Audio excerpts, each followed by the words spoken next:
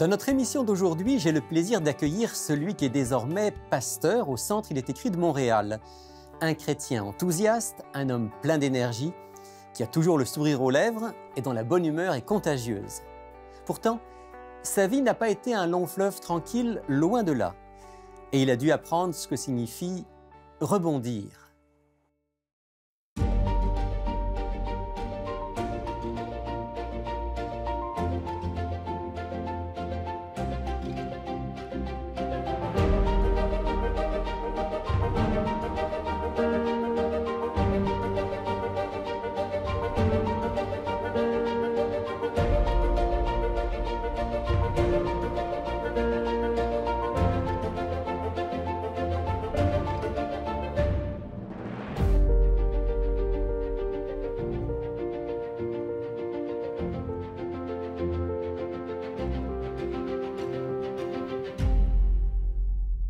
Bonjour à tous, bienvenue dans Il est écrit. Aujourd'hui donc, j'ai le plaisir d'accueillir celui qui est le nouveau pasteur du Centre Il est écrit de Montréal, Claude Trépanier. Claude, bonjour. Bonjour. Alors Claude, puisque dans la vraie vie on se tutoie, je vais me permettre dans cette émission de te tutoyer aussi.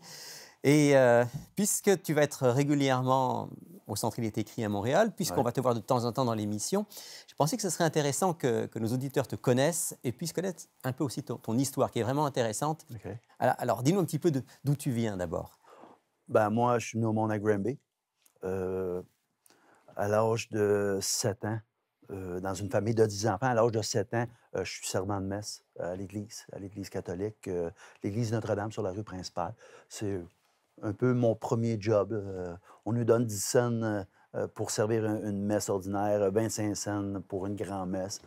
Donc, la soutane, sonner les cloches pendant qu'on lève l'hostie ou qu'on lève le vin pendant la cérémonie.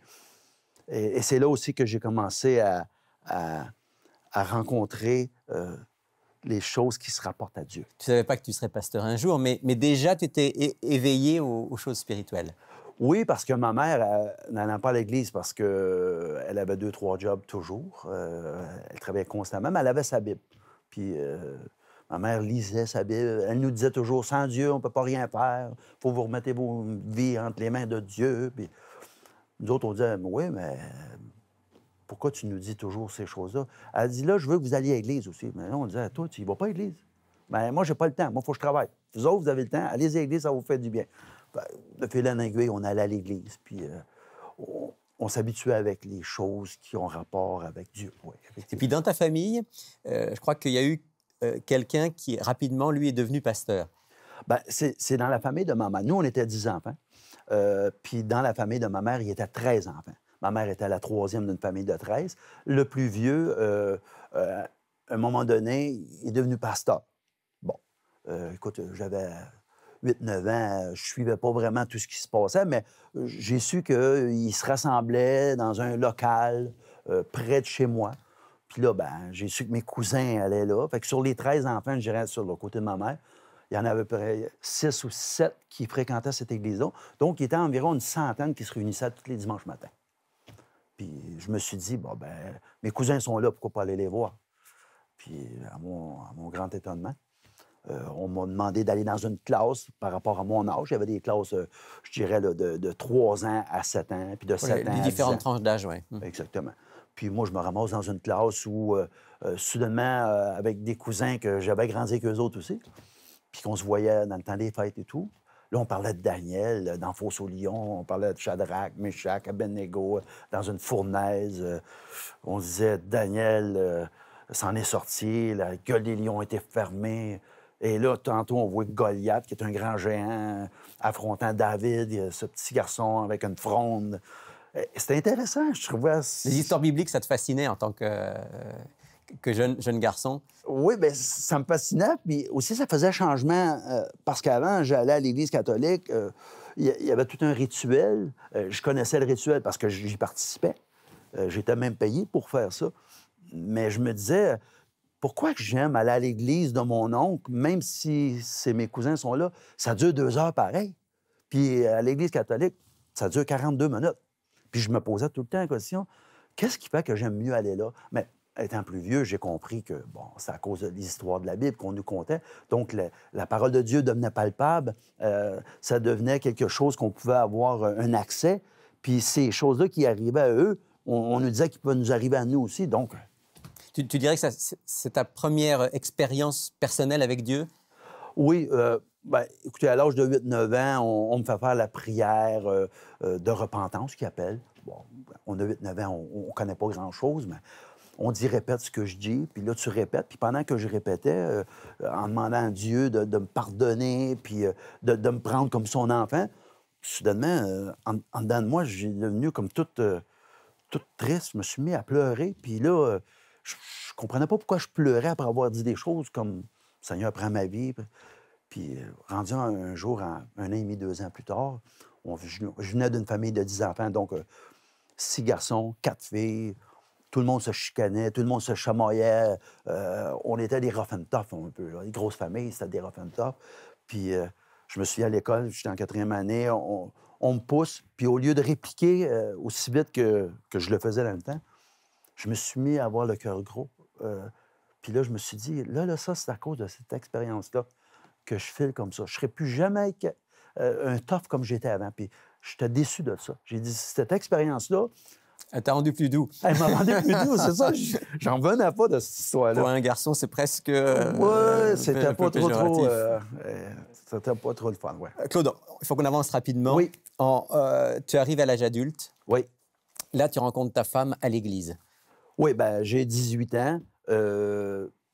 Quand les choses vont bien, on ne va pas à l'église, mais quand les choses vont mal, dans le sens qu'on n'a peut-être pas fait ce qu'on devrait faire, on n'a peut-être pas fréquenté les bonnes personnes, on n'a peut-être pas fréquenté les bons endroits, on se souvient que Dieu est Dieu, et là, on se dit « Ouais, je serais peut-être mieux d'aller à l'église ce matin pour me ressourcer. » Et j'arrive à l'église.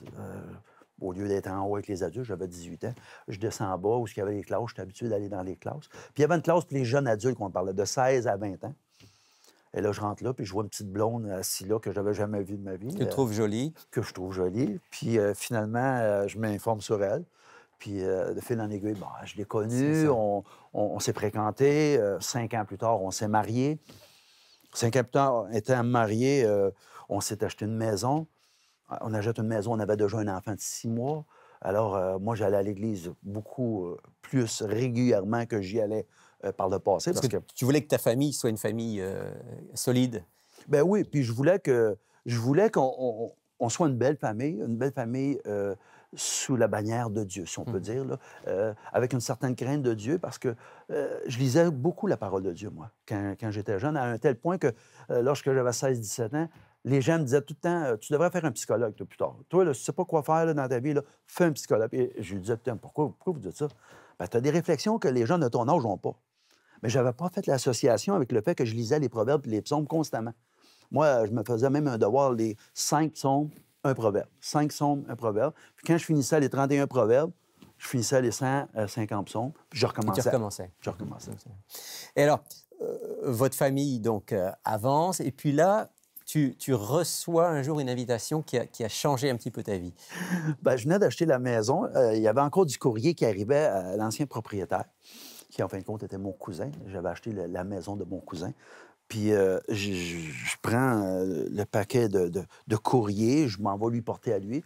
Puis lui, il regarde ce qui est à lui pour s'assurer que tout ce que j'ai amené était à lui. Puis il me redonne 2-3 pamphlets qu'il dit « ça, je n'ai pas besoin ». Bien, dans ces 2-3 pamphlets-là, il y avait un pamphlet qui se disait « c'est faits étonnants ». C'est fait, en anglais, on dit « amazing facts ». C'est faits étonnants. Puis là, il y avait des dragons, il y avait la Bible, il y avait le signe d'Apocalypse, les chevaux, là, le blanc, le noir. Ça a piqué ta curiosité. Bien, j'ai ramené le pamphlet, puis je l'ai mis chez nous, sur le bahut. Puis j'ai dit, bon, je regarderai ça à un moment donné. Mais un moment donné est venu vite, parce que le dimanche d'ensuite, j'étais à l'église, comme d'habitude, avec ma femme, avec mon garçon. Puis là, le pasteur nous arrive avec une annonce sérieuse à écouter. Là, on écoute ce qu'il a à nous dire. Puis il nous dit, là, il y a quelqu'un qui est en ville, au cégep de Granby. Il va vous arriver avec toutes sortes de choses chrétiennes, mais moi, je vous dis, allez pas là. Bien là, quand on me dit à moi de ne pas aller là, c'est bien de valeur, mais je veux savoir pourquoi je ne peux pas aller là. Fait que j'y étais au cégep de Granby. j'ai vu qu'il y avait une salle comble. Il y avait 400 places dans l'auditorium, puis c'était salle comble. Et c'était sur l'île de l'Apocalypse. Oui, la personne nous parlait du livre de l'Apocalypse, puis on avait toute une Bible. En rentrant, il nous donnait une Bible pour que nous-mêmes, on suive avec lui, puis que nous-mêmes, on lise, puis qu'on fasse la part des choses. Puis là, on s'est dit, ben, à quelque part, on n'a jamais entendu parler de ça. Alors, mon oncle, qui m'avait vendu la maison, est venu me visiter, puis il m'a dit, là, Claude, c'est quoi l'affaire? J'ai entendu dire que tu étais au cégep de Granby. J'ai dit, oui, j'étais là. Mais il dit, pourquoi tu étais là? Il t'avait dit, pasteur, là, qu'on va pas là. J'ai dit, bien, écoutez, mon oncle, là, à l'âge que j'ai là, je suis capable de faire la part des choses. J'ai dit, en passant, si vous voulez rentrer, là, je vais vous montrer quelque chose. Fait qu'il est rentré dans la maison chez nous. J'ai ouvert la Bible, puis je lui ai montré plein de choses que j'avais appris. Et il me regarde d'un air sérieux, il dit, je sais pas ce qu'ils t'ont fait, mais une chose est certaine, c'est que tu connais ta Bible. Fait que j'ai dit, tout le monde peut la connaître comme moi. Ça. Vous avez juste amené, ah non, moi, je ne vais pas là. Mais je dis, allez-y pas, mais moi, je vais continuer à y aller. Puis de fil en aiguille, à peu près vers la 15e ou 16e ou 17e soirée, là, je ne peux plus me souvenir, à ma grande surprise, je suis dans le cégep de Granby. Il y a l'orateur en avant qui se prépare, puis là, il rentre quelqu'un qui ne passe pas inaperçu. C'était Georges Hermance. Georges Hermance, qui était donc l'animateur de l'émission Il est écrit il y a des années. Exactement. Ma mère, qui n'allait pas à l'église, mais qui écoutait religieusement le programme Il est écrit le dimanche matin à 9h30. Dans le temps, c'était à 9h30. Puis de temps en temps, moi, je l'écoutais aussi parce que nous autres, ça commençait à 10h. Fait que j'écoutais le programme Il est écrit avec Georges Hermance. Ma mère, elle disait tout le temps Georges Hermance. C'est Georges Hermance. Il est très bon. Il sait de quoi il parle. Puis elle écoutait ça. Mais là, je vois Georges Hermance rentrer dans le cégep de Granby. Là, j'ai dit, wow, l'orateur Georges Hermance, 1 + 1 = 2, parce que lui, pourquoi que l'orateur du programme Il est écrit viendrait au cégep de Granby? Puis à la fin de la présentation, le soir même, les deux se sont parlé, puis il avait l'air à se connaître. J'ai dit, là, je comprends pourquoi que c'est si bon ce que j'écoute. Je veux dire, ils viennent de la même place. Ils parlent de la parole, puis leur thème, c'est Il est écrit.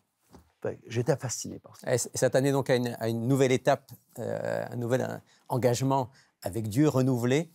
Oui, oui. Oui, bien, à partir de là, ben, de fil en aiguille, j'ai eu un deuxième enfant.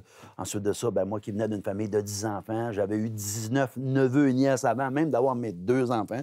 Je me disais, 2 enfants, c'est pas assez. Fait que, on a dit, regarde, faire une histoire courte, on va faire famille d'accueil. Ma mère avait déjà été famille d'accueil quand j'étais adolescent.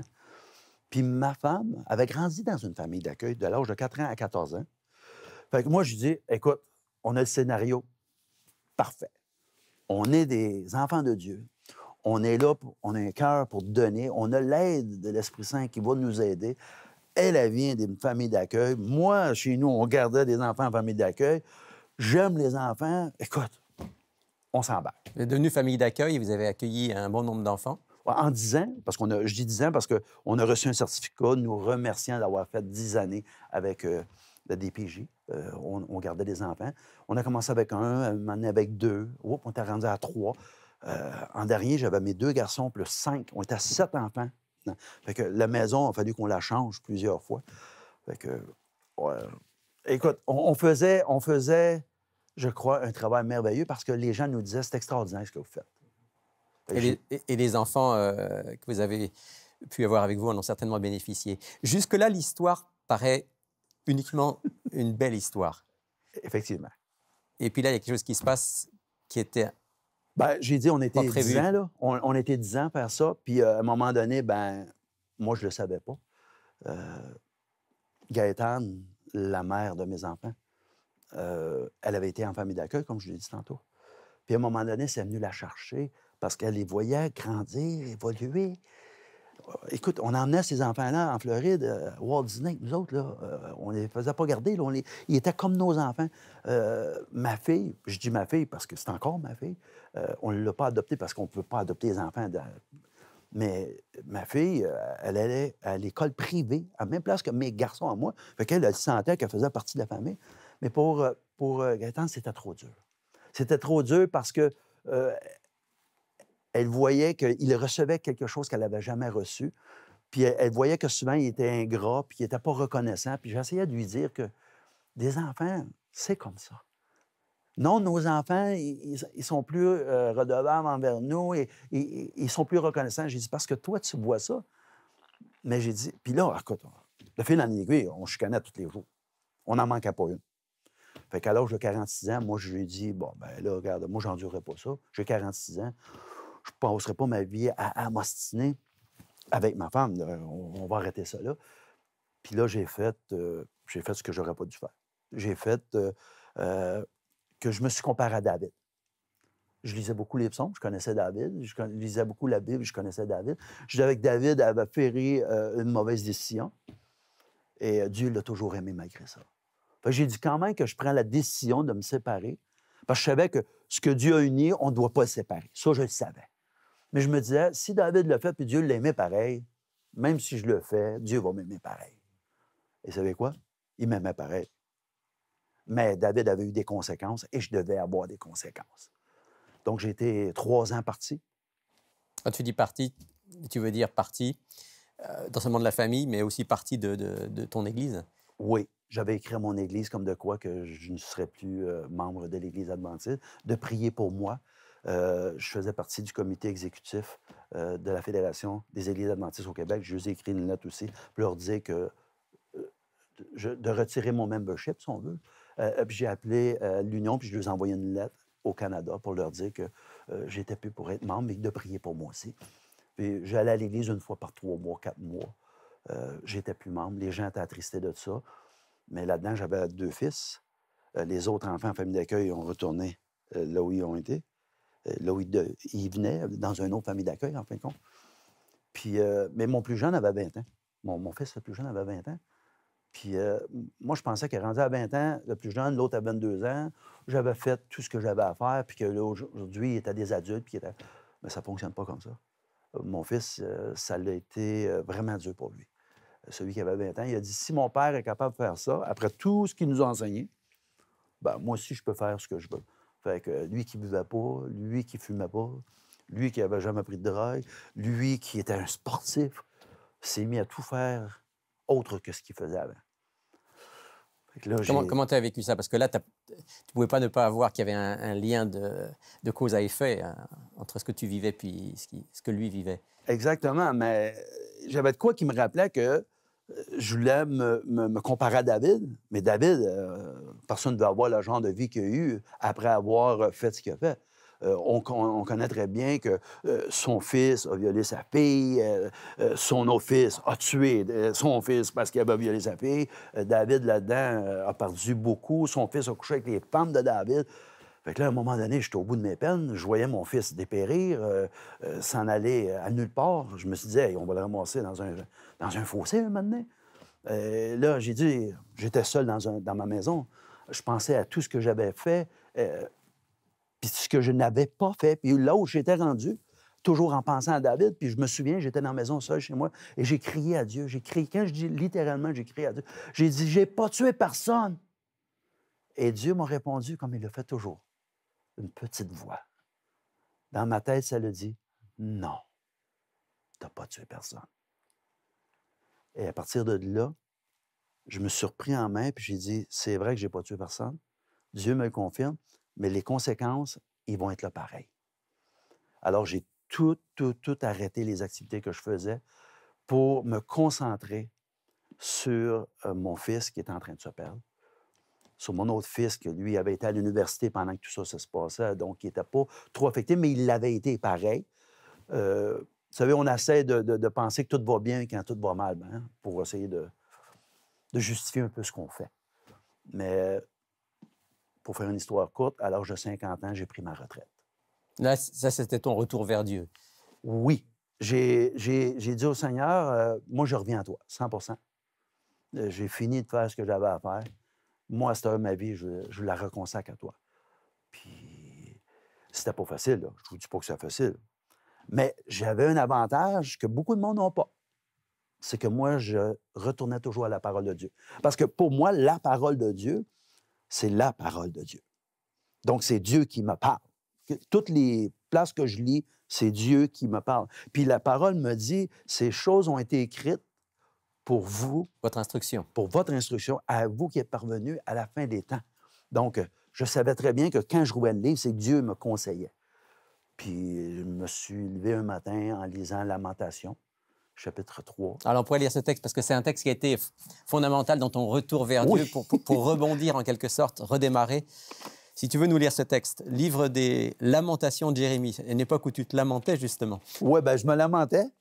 Et le Seigneur m'a dirigé dans le livre des Lamentations parce que je me lamentais littéralement.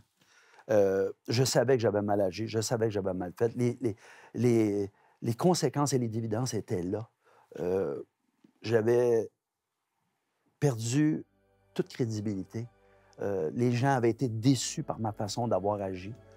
Alors, je me ramasse dans la lamentation et là, je dis, mon âme s'en souvient bien, elle était battue au-dedans de moi. Mon âme était abattue au-dedans de moi. Voici ce que je veux repasser. En mon cœur, ce pourquoi j'espère, c'est que la bienveillance de l'Éternel n'est pas épuisée et que ses compassions ne sont pas à leur terme. Elles se renouvellent à chaque matin. Quand là, j'ai lu, là, elles se renouvellent à chaque matin. Grande est ta fidélité. L'Éternel est mon partage, dit mon âme, c'est pourquoi je veux m'attendre à lui. Et là, je vois, l'Éternel est bon pour qui espère en lui, pour celui qui le cherche, il est bon d'attendre en silence le salut de l'Éternel. Ça, là, ce matin-là, ça a été, je dirais, le coup d'envoi qui a dit, Claude, on vient de retomber sur la traque. Merci Claude de partager ton expérience dans laquelle Dieu t'a permis de grandir avec lui et au-delà des moments difficiles, de rebondir. Est-ce que tu voudrais, en terminant, faire une prière pour tous ceux qui peut-être ont regardé cette émission, eux aussi ont le sentiment qu'ils ont besoin de ce nouveau départ? Pas de problème. Prions. Éternel, notre Dieu, notre Père, on veut te remercier de nous aimer comme tu nous aimes et on te demande vraiment de venir en aide à tous nos auditeurs, tous ceux et celles qui ressentent un besoin de toi. Comme tu as fait pour moi, fais pour eux. Puisses-tu leur rappeler à quel point tes bontés se renouvellent à chaque matin. Puisses-tu permettre que les familles reviennent ensemble comme il l'a été pour moi. Je te remercie. Je te remercie pour ce que tu vas faire pour eux. C'est par les mérites de Jésus que je te prie. Amen. Amen.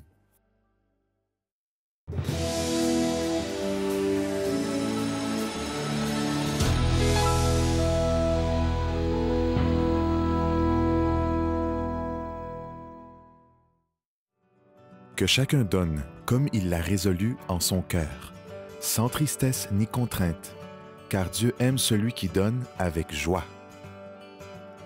Si vous souhaitez nous appuyer en faisant un don, voici comment faire.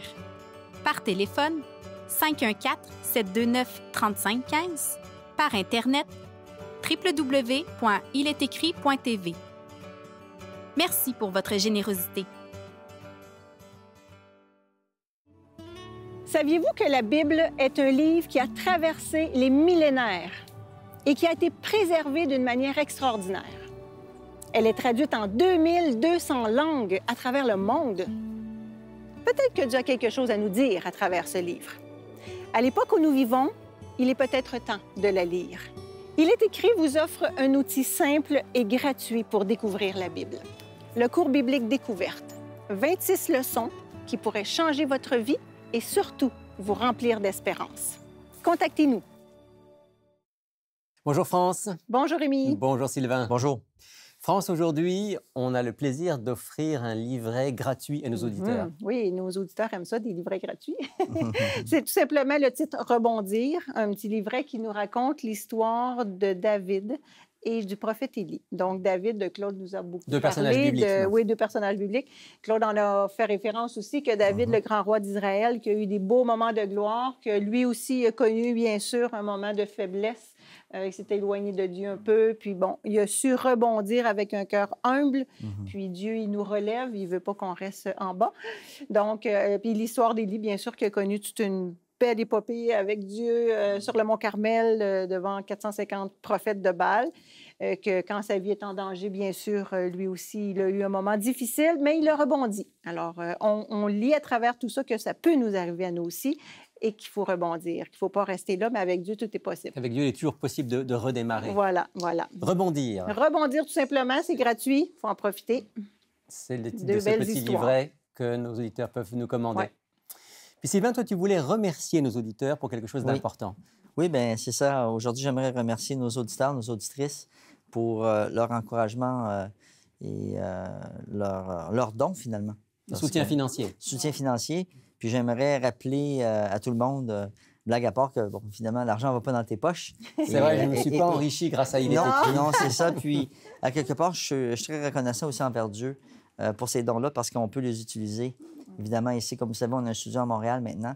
Donc, on a besoin, évidemment, les caméras. Bon, ça sert pour la production des émissions. La production des émissions. On parle, évidemment... la diffusion. La diffusion, les employés, etc. Donc, il y a des techniciens qui sont là aussi. Donc, on réussit à faire beaucoup avec ces dons-là. Ouais.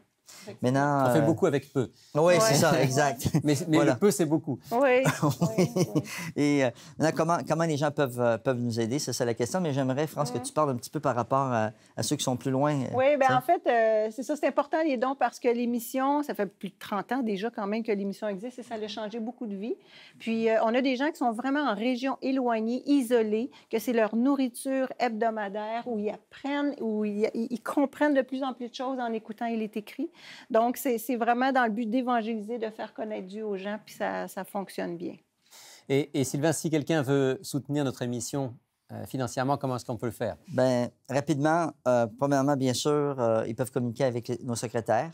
Donc, on reçoit des dons aussi par téléphone. C'est possible avec la technologie aujourd'hui, les transferts. Sur le site web, sur notre site web, évidemment, www.iletécrit.tv. Donc, c'est possible de faire un don. Évidemment, il y a des gens qui se présentent dans la région métropolitaine, 4505 Boulevard Rosemont, ils se présentent ici samedi matin.